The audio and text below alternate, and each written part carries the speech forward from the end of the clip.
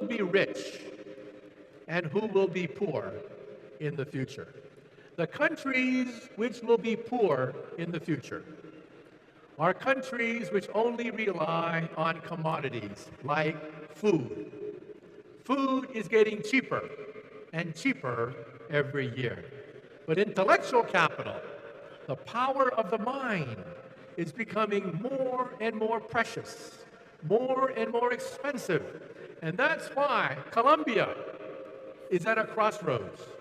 Colombia can leap into the future, but only if it understands the relationship between commodity capital and intellectual capital. So for Colombia, what is the lesson? First, education. We must educate people for the future. The future is going to be more scientific, not less scientific. First is education for Colombia.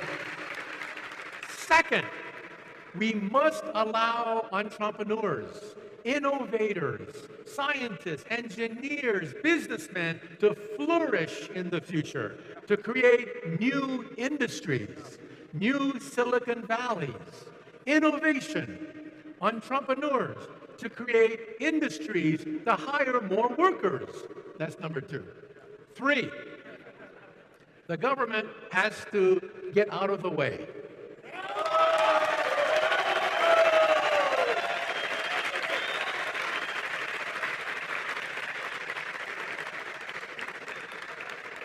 The response of politicians is tax, tax, tax, regulate, regulate, regulate, okay?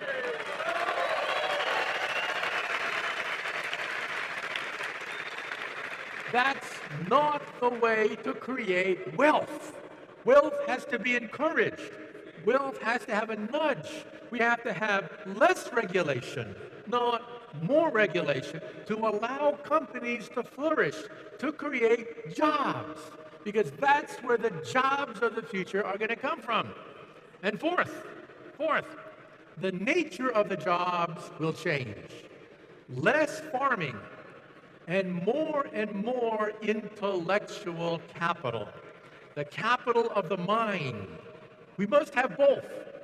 We have to have food, metals, commodities, oil, but we also have to liberate ourselves with the power of the mind, because capitalism itself is changing from commodity capital to intellectual capital.